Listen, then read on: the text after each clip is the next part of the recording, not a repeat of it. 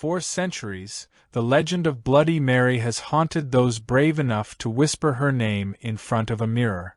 According to folklore, she is a vengeful spirit, lurking just beyond the veil of reality, waiting to be summoned by those foolish enough to call upon her.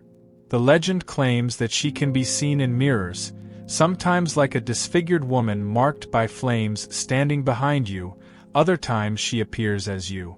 Your reflection twists and transforms into hers, a face filled with rage and bloodshot eyes. Another version speaks of a woman who suffered a tragic betrayal or disfigurement and now seeks revenge from beyond the grave.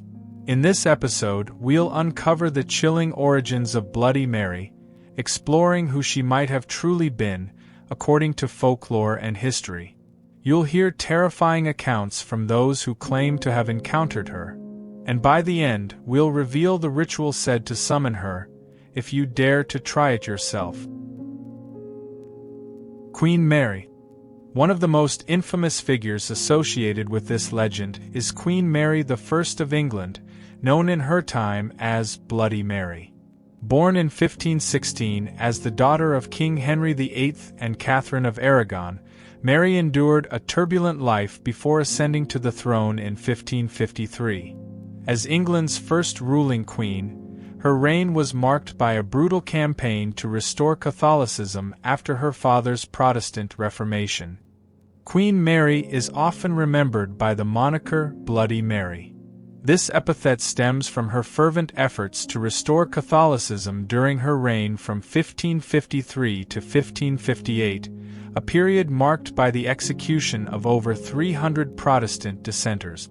These individuals were condemned as heretics and met their fate by being burned at the stake, a common punishment for heresy in that era. Their ashes were then thrown into the river. Mary's choice of burning them, making the corpse completely destructed, prevented the body parts from being used as relic. While such executions were not uncommon in 16th-century Europe, the scale and visibility of these persecutions under Mary's rule were unprecedented in England. Her father, Henry VIII, had also executed individuals for their religious beliefs, but the number was significantly lower.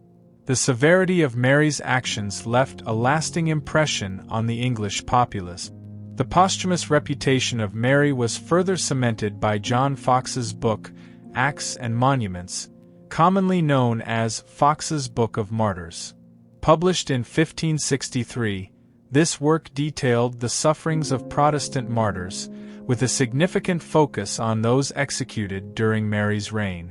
The vivid woodcut illustrations and poignant narratives portrayed her as a tyrannical persecutor, an image that endured through subsequent generations.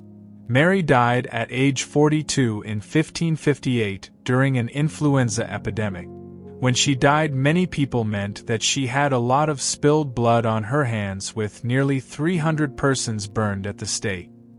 Following Mary's death, her Protestant half-sister, Elizabeth I, ascended to the throne, leading England back towards Protestantism. This shift in religious and political power contributed to the enduring negative portrayal of Mary, solidifying her legacy as Bloody Mary in popular memory. During her reign, Mary tried to produce an heir with her husband Prince Philip of Spain. She was pregnant in 1554 but lost her child, and rumors began to spread. It is believed that Mary was cursed for ordering death to so many people, cursing her to never create life. The saying is that if you stand before a mirror saying, "Bloody Mary, I killed your baby," you can summon Bloody Mary. This would make her spirit angry at the person who hurt her unborn child, causing her to appear in the mirror. Some say that if the candles blow out, the mirror will crack. A cracked mirror is open to the other side, so then Mary can enter through the mirror and grab you. The haunting in the school restroom. This encounter is from an interview of one of the former students at a Catholic school in the United Kingdom. The legend had been passed down for decades. In the 80s, every student at St. Benedict's Catholic school had heard it, the tale of Bloody Mary lurking in the downstairs toilet. The dimly lit, damp space had an eerie reputation. Shadows clung to the cracked tiles, and the dim bulbs flickered just enough to make the mirrors look endless. "You have to do it here," Liam's friend whispered, pointing at the largest mirror above the sinks. "Say her name 3 times. Everyone knew about the tales, but no one was brave enough to actually try it. It wasn't just any ghost. It was Queen Mary I, the infamous Bloody Mary herself. The teachers never spoke of it, but every older student had a tale. A girl who fainted after seeing a shadow in the glass. Tonight, Liam and his 2 friends had snuck back into the school after dark, daring each other to test the legend. Their footsteps echoed as they entered the restroom, the silence swallowing them whole. The air was heavy, thick with the smell of damp stone and old pipe. "This is stupid," Liam muttered. But as soon as he looked into the mirror, doubt crept in. The room seemed darker now, as if the shadows had deepened. His own reflection looked wrong somehow. His face seemed just a little distorted, the corners of his mouth pulling downward ever so slightly. His friend nudged him. "Do it." With a deep breath, Liam faced the mirror and whispered, "Bloody Mary, Bloody Mary, Bloody Mary." At first, nothing happened, just their breathing, the hum of the flickering lights, a soft drip from a leaking tap. Then, the air turned ice-cold. The light overhead flickered violently before going out. In the sudden darkness, the mirror remained unnaturally bright, as if something was glowing from within. And then, Liam saw something. A woman in the reflection? Her face was twisted in rage, her skin ashen and hollow. Deep-set, bloodshot eyes glared at him through the glass. Her Tudor-era gown was tattered, soaked in something dark. And then she moved, jerking forward as if she were trying to step through the glass. Liam stumbled backward, crashing into his friends. One of them screamed, claiming it was Bloody Mary coming for them. "Run!" They didn't need to be told twice. Scrambling out of the restroom, they bolted down the corridor, their footsteps slamming against the tiles. Liam didn't dare look back. He swore he could hear her, a whispering voice calling his name, a cold breath at his neck. Everyone who went to that school remembers it, and the folklore still roams the school hallways to this day. Every time someone walked past that restroom, they felt it, the heavy, watching presence, waiting for the next fool to call her name. Besides Queen Mary of England, there are one other woman some say are believed to be the origin of Bloody Mary. Mary Worth was a woman from the 16th century who lived in a cabin in the woods. Children from the nearby town started to go missing, and the rumors were that Mary kidnapped them, murdered them, and used their blood to stay youthful. Mary denied this, but no one believed in her telling the truth. The locals claimed she was a witch, then tied her to a stake and burned her alive. Mary screamed that she would get her revenge someday, before the flames swallowed her. This next encounter is based on historical accounts from the Indiana State University Folklore Archive. In 1971, in Indiana, a group of teenagers set out to test one of the most feared legends of all time, the curse of Bloody Mary. They weren't the first to try. For decades, the local cemetery had been rumored to hold the grave of Mary Worth, a name spoken in hushed voices, tied to witchcraft, vengeance, and something far worse. Nancy had heard the stories. She believed them. That's why she refused to go. She had grown up listening to the warnings. How Mary Worth was no ordinary spirit, how she lashed out at those who dared to call her name. But Brian and his friends? They didn't believe in warnings. That night, with only the moon as their witness, they climbed over the cemetery gate, their breath visible in the cold autumn air. The graveyard stretched before them, rows of forgotten tombstones casting long, eerie shadows in the dim light. Some of the stones were cracked, others covered in moss, their inscriptions fading like the memories of those buried beneath them. A perfect place to summon the dead. Brian, ever the skeptic, took center stage. "All right, let's get this over with," he said, stepping onto what was rumored to be Mary Worth's grave. His voice carried in the still air, but there was something off, as if the cemetery itself was listening. The others hesitated. The legend was clear.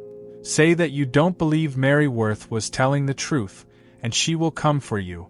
Brian grinned. Bloody Mary. Bloody Mary. Bloody Mary. Nothing.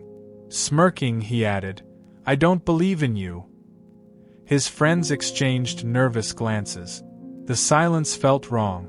The wind had stopped and the usual night sounds, crows, rustling leaves, were gone. The world felt empty. Then Brian laughed. "See? It's just a gust of wind howled through the trees, cutting him off. The branches above them shook violently, their skeletal limbs creaking like old bones. The ground beneath them shuddered. Something didn't feel right. "Run!" someone screamed. Panic set in. They turned, bolting for the gate, but the once flat path was now a treacherous maze of gnarled roots and jagged thorns. It was like the graveyard itself had changed, shifting beneath their feet, trying to hold them in place. Brian was the last to run. As he leaped forward, something snagged his ankle. He hit the ground with a painful thud, his breath knocked from his lungs. Pain shot through his leg. He gasped, looking down. He swore something grabbed his leg, but couldn't see anything in the dark. He kicked frantically, wrenching himself free. A low whisper echoed through the graveyard, but he didn't dare look back.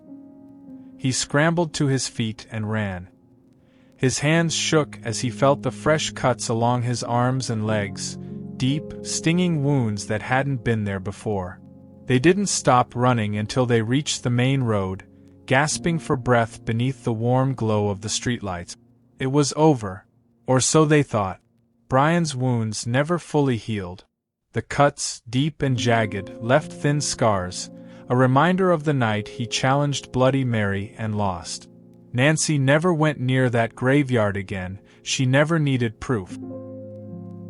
How to summon Bloody Mary, a ritual wrapped in folklore. For generations, the legend of Bloody Mary has terrified those who dare to invoke her name. A whispered challenge at slumber parties, a test of courage among friends, or an act of reckless curiosity. The ritual has many variations, but all share a common warning. She is always watching. No one knows for sure where the legend began. Some say she was a witch, burned at the stake for her dark magic. Others believe she was Mary the First of England, cursed by history for the blood spilled during her reign. Some even claim she was a woman betrayed and murdered, her restless spirit seeking vengeance from beyond the grave. But no matter the story, the ritual remains the same. And those who attempt it? Some never speak of what they see. The classic ritual, the mirror's curse. The most well-known way to summon Bloody Mary is by using a mirror, believed in folklore to be a gateway between the living and the dead. The ritual follows a few simple steps. Enter a dark room. The most common choice is a bathroom with a large mirror. The room must be completely dark, with only a candle or a dim flashlight to cast a faint glow. Stand before the mirror, look deep into your own reflection, but don't blink too much. Some believe that Bloody Mary does not simply appear, she replaces your reflection. Say her name, chant Bloody Mary 3 times or 13, depending on the version. Some variations require you to spin around after each repetition, disorienting yourself before facing the mirror once more. The legend says that if you have done it correctly, the air will grow cold, the shadows will shift, and her face will appear. Some claim she whispers secrets only the dead should know. Others swear she screams in rage, shattering the mirror and reaching for the summoner. And the unluckiest of all? They say she pulls them in, leaving only an empty reflection behind. Beyond the mirror ritual, folklore describes other, older methods to encounter her. The graveyard summoning, Some believe Bloody Mary's true spirit is bound to a hidden grave. Those who find it must call her name out loud at midnight. If she acknowledges your presence, the ground will feel strangely soft, and shadows will move without a source. Water reflection ritual. Instead of a mirror, some older versions of the legend suggest using a bowl of water. Place it under moonlight and gaze into it, calling her name. If her face appears in the rippling surface, she has heard you. The candle and the whisper. A more obscure variation claims that instead of calling her name loudly, you must light a single candle, close your eyes, and whisper, "Bloody Mary, I seek you." Then, blow out the flame. If you hear breathing in the dark, she is near. No matter how she is summoned, the legend carries one crucial warning: never look directly into her eyes. Folklore says that those who lock eyes with Bloody Mary are cursed to see her forever, in reflections, in the corner of their vision, in dreams that feel too real. Some say she follows them, her pale face appearing in dark windows and fogged-up mirrors. For most, the ritual is just a game, a thrill in the dead of night. But for the unlucky few, the ones who call a little too sincerely, they never speak of what they saw.